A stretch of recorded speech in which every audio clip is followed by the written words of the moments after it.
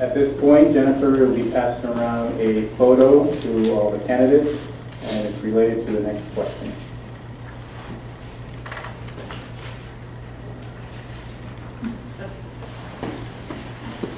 Just let you know.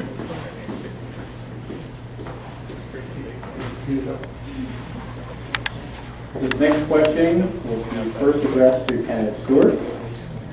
Please take a look at this photo.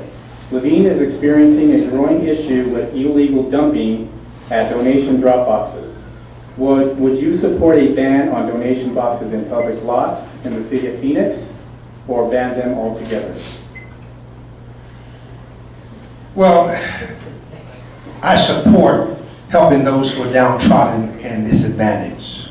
So I cannot say to you at this moment, I would ban drop boxes for charity for books. I certainly would ensure that the city department responsible for these areas and would do something to penalize those who are doing this if they are caught. If they are not caught, at least find some way to clean it up as soon as possible. I would try to communicate to people that this is something that diminishes our community, but I cannot tell you at this moment that I would ban drop-offs for charitable goods, because some people are helped by those charitable goods, but certainly the community is not helped by this. And I would also, as the sheriff has a volunteer sheriff's posse, why couldn't we have a volunteer group of persons who would police and pick up around the boxes? Thank you, candidate Stewart. Candidate Gallego. There are good actors in the charitable donation realm, groups like Goodwill that have gone to the city and said, we recognize there's a big problem here, but we are serving an important need, and so let's develop a system where the city has permits, and I think that's the right goal for moving forward. So serving on a village planning commission, I've involved like about 15 people in this room with many discussions about this issue, and I'm pleased with the direction we're moving forward on.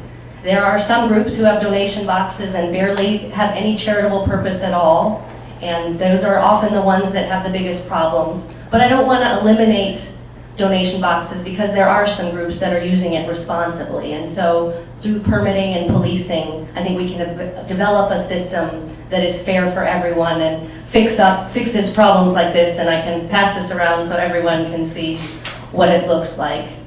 Because it is a problem, but this is something that we are already addressing as the city of Phoenix. Thank you.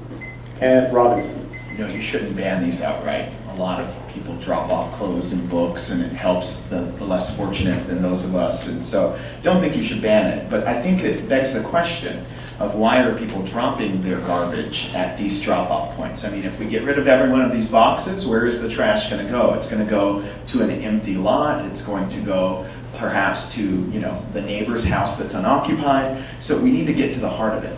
We have a few collection days here in the city of Phoenix where the waste department will actually pick up the curbside garbage. I think that we need to look at where this is happening, such as in Levine, and we need to expand upon that service. We need to create communication and awareness. One of the things that the group that is backing me, which is a local organization of volunteers, is doing is when they knock on doors about my campaign, earlier they were knocking on doors about pension reform for the earlier election, and they passed out that literature. They're also currently dropping off flyers about how to prevent copper and metal theft. I think we can utilize these private volunteer organizations, and they can drop off which days that you put your trash at the edge of your house. I mean, it's easier than driving it down to in front of the Fry's and dropping it there. So I think it's an education issue, and it's a coordination with all of the other, perhaps HOAs and local organizations to solve a problem, because if you take away the boxes, the trash will be dumped somewhere. Thank you, Kenneth Robinson. Kenneth Rodriguez. Well, I think part of it is permitting. Part of it is, I think that, I wouldn't ban them outright. There's a lot of people that really are in need, and those organizations that actually do charitable work should be allowed to do charitable work. But I think part of it is permitting, and part of it is the box should have both a permit number and a phone number to the organization that's responsible for that box so they can police it. So that this doesn't happen. I mean, just looking at this picture, this didn't happen in one day. It happened in the course of days and weeks. So that means nobody's gone to that box in weeks, or they have and they've taken the stuff out of the box but left the rest. And I think the people that are putting the boxes out should be responsible for cleaning around the area, I think.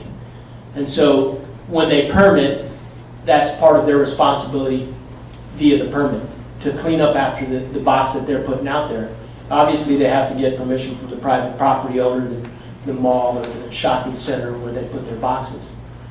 Barring that, I don't think that there's a real sound way to do it other than have the boxes somewhere where people must essentially gain access to donate their goods, and then they get out. And so people can't go in there after hours at 2 o'clock in the morning and dump their garbage. And so we got to look at that. And additionally, I agree with Mr. Robinson. I mean, obviously there's a bigger problem here. I don't know how often the curbside garbage comes, but maybe the city needs to take one of these empty lots and give it, a couple of days where they're ready to take the stuff away. It wouldn't be that expensive. Just put a big dumpster there where people could put their garbage. I would much rather pay for that than have to pick this up or look at it on the side of the street. So that would be my solution. Thank you, Candidate Rodriguez. Moving on to the next question. This will be addressed to Candidate Gallego. Do you support marijuana dispensaries? Why or why not? So I served on the Village Planning Commission when we talked about how we ought to regulate dispensaries. And like many Village Planning Commissions recommended more stringent restrictions than the city ultimately adopted. So we don't want dispensaries next to schools. We don't want dispensaries. I mean, we had an issue here in Levine with the daycare. And we do need to make sure that the uses and the locations make sense for the community and the context. I would not like to see them right by churches. So we do need to regulate this responsibly. The people of Arizona have voted that this is something they want, and the city's role is looking at where and looking at the safety precautions, looking at what type of security we want to require. And so our role is to be diligent and to make sure that we reduce the impact on neighborhoods. So that will be my priority. Thank you. Candidate Robinson. Well, the people have spoke and they're here, and so what do we do about it? One, I think that we prevent any lighted signage or advertisement that will blight the neighborhood and actually maybe promote a practice that some of our residents may not agree with. Number two, we need to provide the proper security measures so that these don't become targets of crime, whether it's theft or loitering. And that's done through easily ordinances that can be passed at the city level.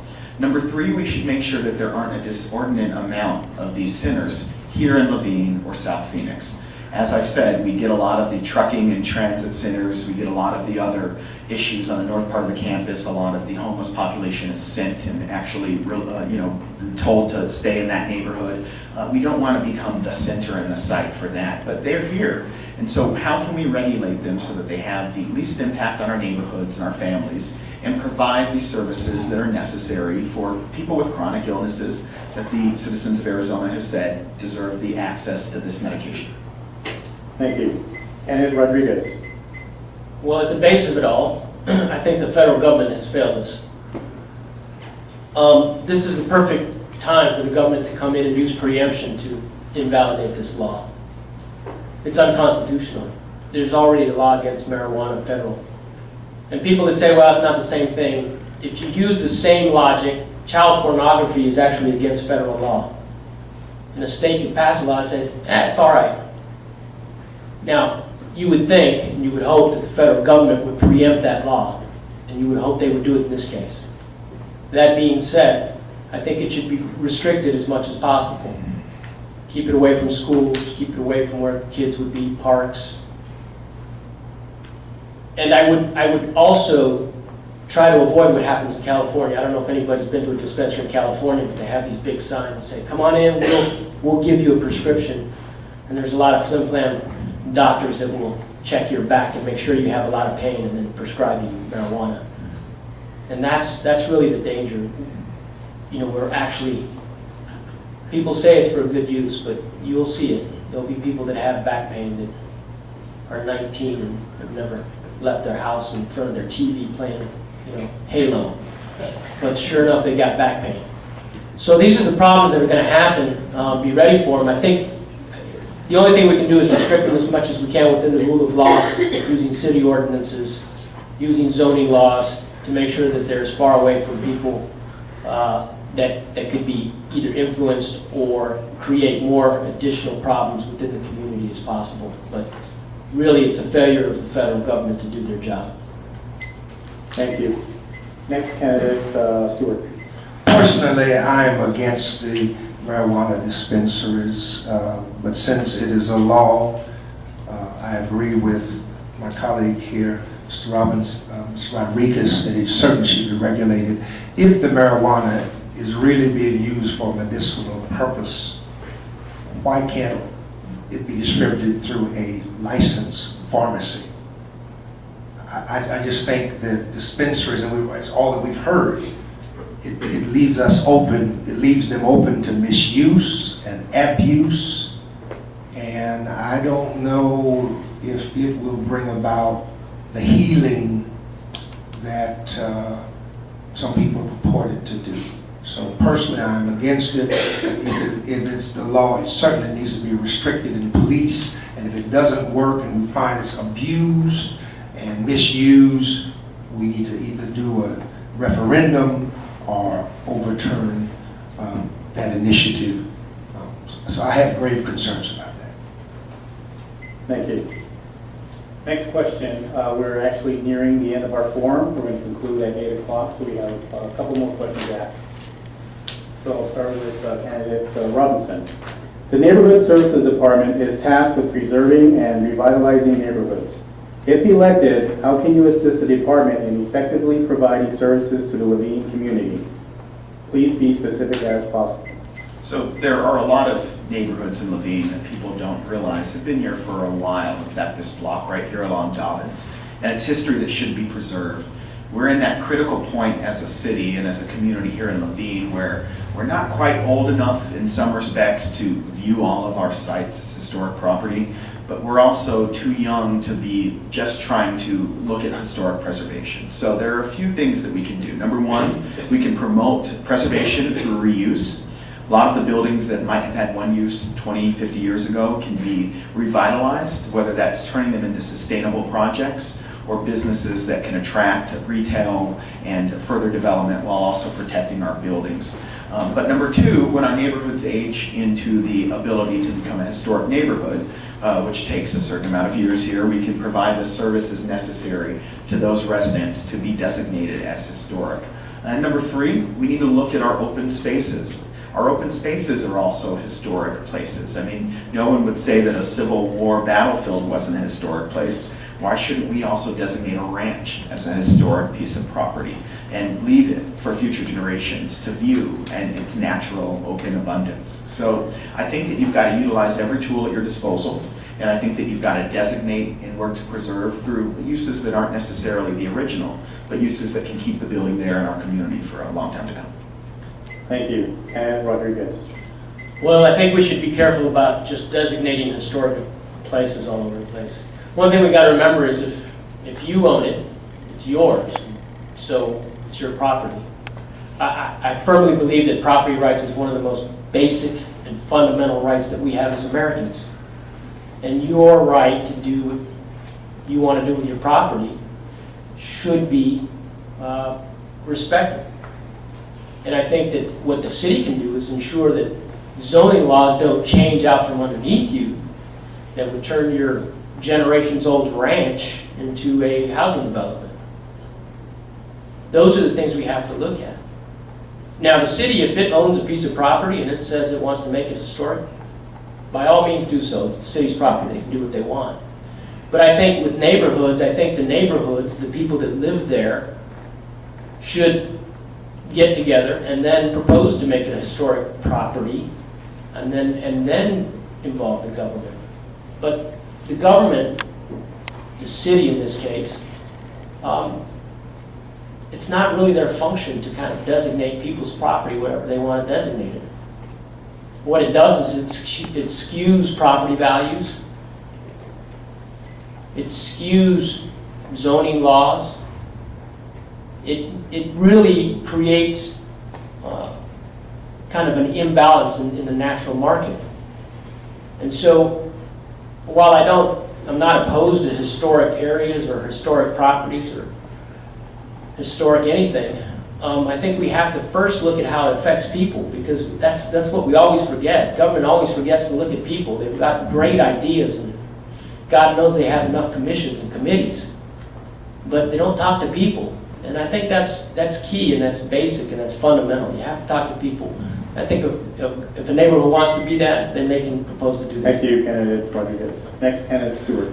I would meet with residents who wish to have a certain portion of the neighborhood of the area designated for historic preservation, find out the understanding behind it, the history, the whole meaning it has to the residents, and then connect you with the appropriate city departments to see what the rules are, how to do that, to have a meeting of the minds, and to come up with a solution that would be feasible and acceptable to the residents as well as the city.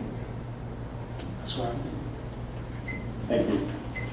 I heard a question about neighborhood services, not historic preservation. Could you repeat the question? Sure. The Neighborhood Services Department is tasked with preserving and revitalizing neighborhoods.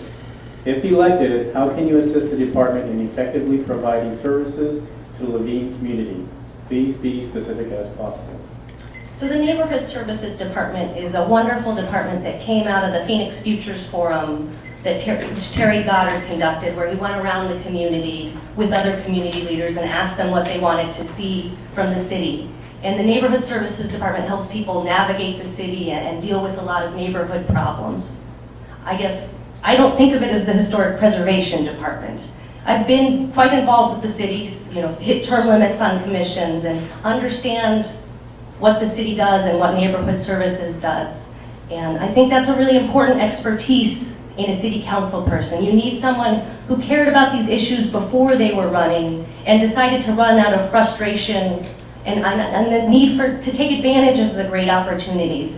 And so my experience getting involved with the city will be very helpful in making sure we're well represented, because I am legitimately interested in city issues and have been involved with the city for a long time and had the pleasure of working with neighborhood services departments on a variety of issues. So I guess I have a very different understanding of what neighborhood services does than my colleagues. Thank you.